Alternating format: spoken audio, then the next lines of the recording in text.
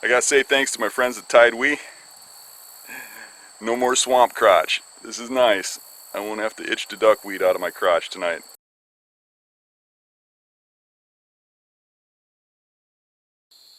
Our season just started 5 days ago and I've been hunting hard. Been out pounding it every day. And just wanted to give you a recap of what's going on with me. Maybe it'll give you some ideas, maybe it'll give you some tips on what you can do if you're not having success right now. Right now, acorn drop is incredible. It's going to be wrapping up here in a week or two. You know, you get up in the hills and stuff, acorns last a while because there's so many oak trees. You get down in the swamps and marshes, there's little patches here and there, and as they fall, they're eaten. So when they stop dropping, they're going to stop being a draw. And I know I talk acorns a lot in early season, but really, they are a huge draw. Those isolated oaks near bedding, there's nothing better. So for the last 5 days, what I've been doing is going after some bucks that are left over from last year. There's a couple real big bucks that I've been hunting for a few years. Maybe you remember them from a video we did with Joe late season last year. After I tagged out, I put him onto him, and he got some good footage and had some close encounters right in the bitter cold at the end of the year.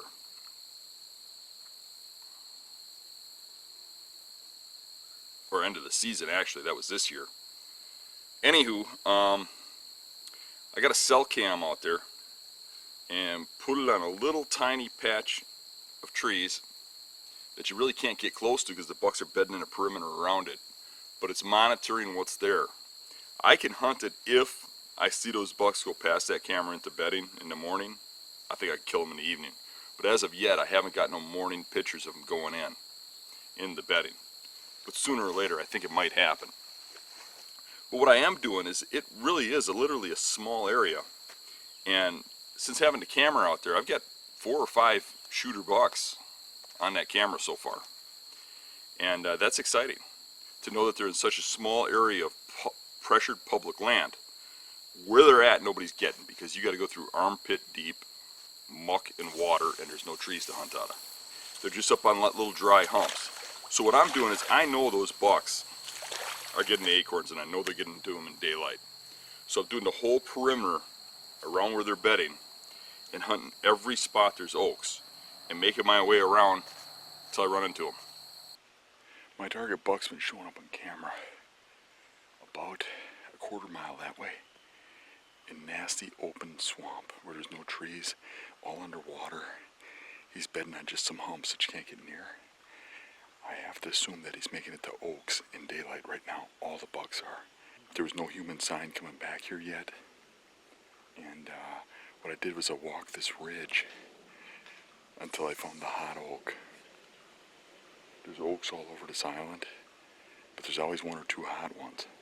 And what I did is I come into here and there's deer paw signs all over the ridge here. And acorns dropping. I didn't hear any acorns dropping anywhere else. And when I first came in here, and this is key, this island's big, I stood back and listened for the squirrels. And this is where the squirrels were making noise. So it's not going to be an easy setup because I popped over the ridge here, and I can see sign coming from both ways. I think they're coming from this way, but I'm not positive, so I don't want to move around. I knew I had to hunt right here. I tried getting in this tree, but it's just too big around. So I got this little one here. There's just a small window of where exactly I gotta be.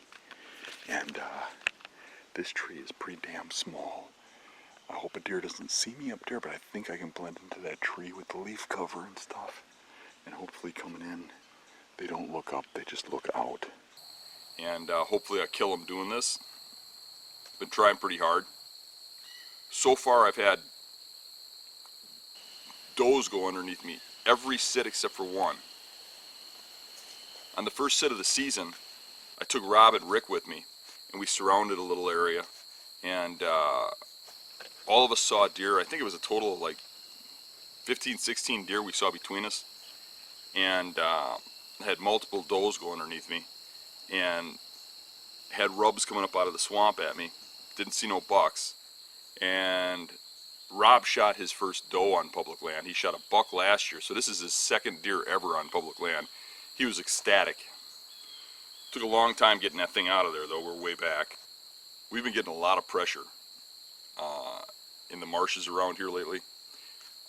Public land hunting is coming back, and a lot of people are getting into it, and a lot of people are starting to do it right, where in the past they always just hunted the open hardwoods and stuff. People are starting to get into the right spots now, and there's a lot more pressure, making it more of a challenge and a little funner. On the night before the opener, I went past the main parking lot, and there was actually people camping in their vehicles waiting for morning. It's cool to see people that excited that they travel all the way to here to camp in their vehicles to hunt on a piece of public. But all the parking lots have been full, even this early in the season, where it used to be nobody even hunted when it was this hot out. And it's been hot. It's been 70s every day, even up to the 80s. We're interviewing Rob about the deer he shot, the doe. And in the background, while I'm talking to him, I'm filming him, and to his backside, way back deep in a swamp, I see a flicker and light coming at me. And eventually I had to stop the interview because the light just kept coming. So I turned off the camera. She kind of held up right here, and I know that's something we run into with the food sources sometimes, but I was able to, my back was to her, so it's kind of nice being in the stand. I was able to just kind of turn around, pop out the other side of the tree, and I was able to zing an arrow. And we got a hunter behind us. Oh yeah. And the guy comes over, and it's pitch black, can't see each other. And he says, "Did you guys get one? You need a hand?" I says, Rob got a doe. I said, "We don't need a hand. We'll take care of it, but I appreciate the offer." And the guy says, "Are you Dan Infalt?" He recognized me from my voice. It's crazy how much this is taken off, this whole public land thing. But it's exciting. It's great to see people with the enthusiasm to hunt that far back and to go after these animals. The highlight of the week was, one spot I really wanted to hunt was a very remote island, way back, and you got to go through some hell to get to this place. I managed to stay pretty dry. I got a little water down my boots, but I didn't wear waders because we are so far back and it's so hot out. So I'll take getting soaked a little bit, but I guarantee you I'm going to be wet over my waist trying to navigate this in the dark because I had some really tricky stuff to go through getting back here. Whew. This is pretty nasty. That's where I came through right there. You got to be real careful where you step because that stuff's bottomless. You got to keep stepping on roots of cattails. I'd like to shoot one tonight just so I can make Mario and the boys help me drag it out. It's pretty nasty. Well, now it's pretty easy navigating. I just got to be quiet.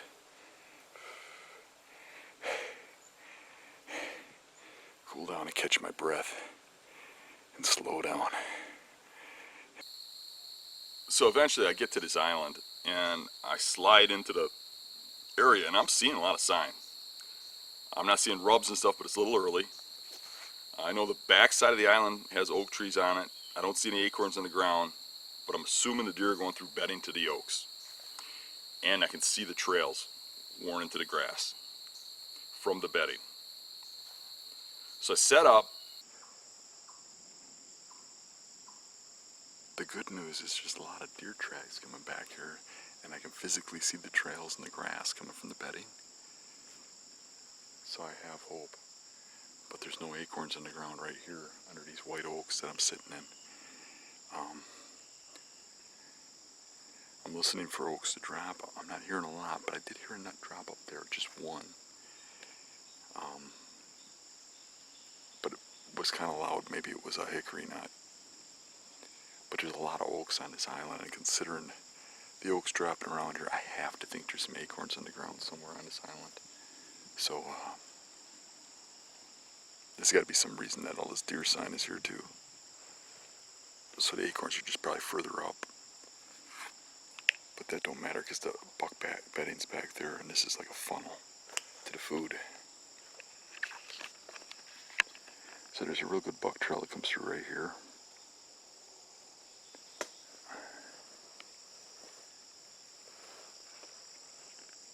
Curves around back to bedding, and then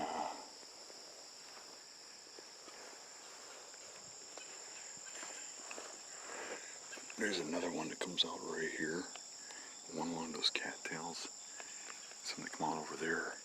A heavy trail that goes through here like this. It's kind of spotty shooting, especially the trail over there. But I just got to be able to get one hole to get an arrow through.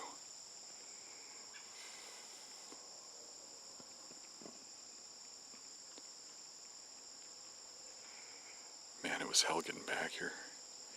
If we got to get a deer out of here, it's going to be crazy. Might have to use a boat.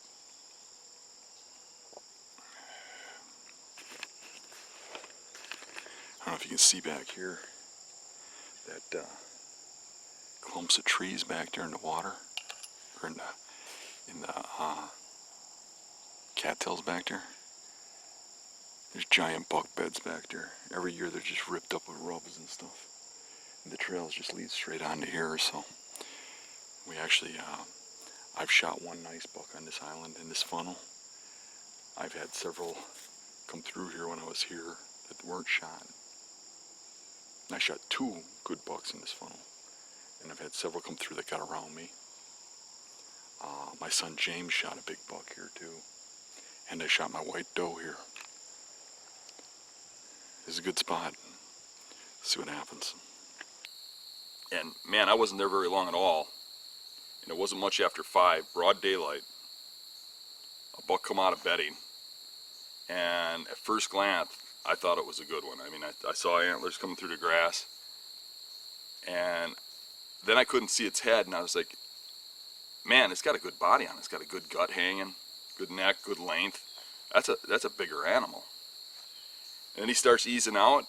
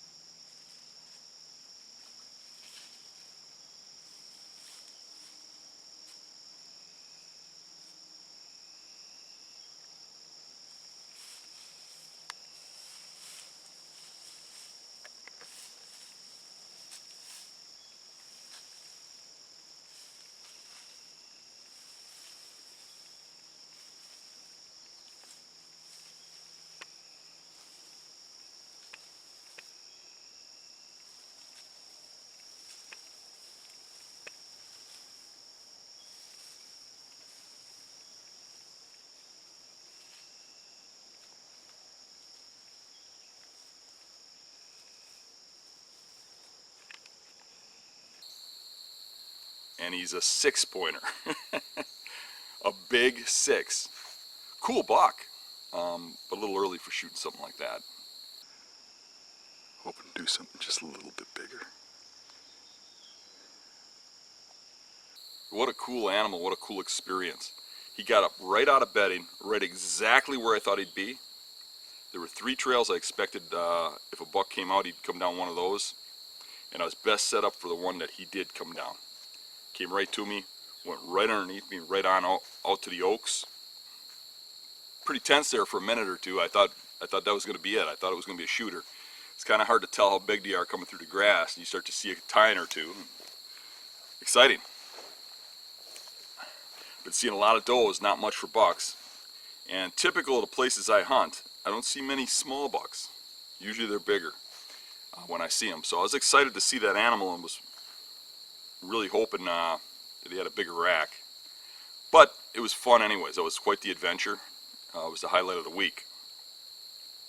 But then right before dark, I heard something moving coming from the bedding, and I was half thinking maybe that first buck, maybe he was a satellite buck and the bigger one was in deeper.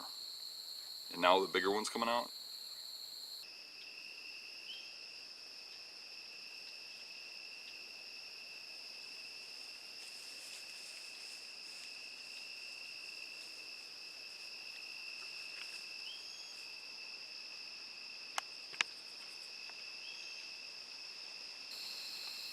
But as you can see, it wasn't a big buck.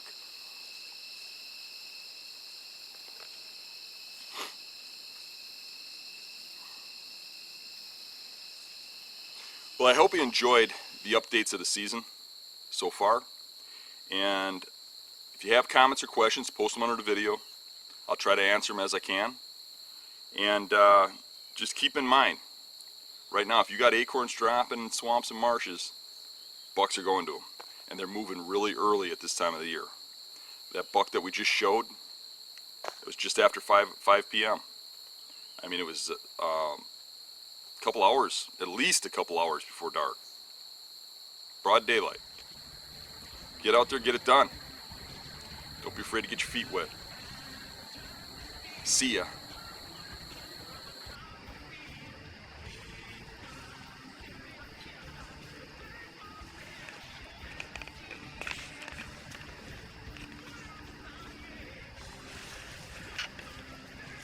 All you can do is hope you're on the right trail. Ah, that is crap.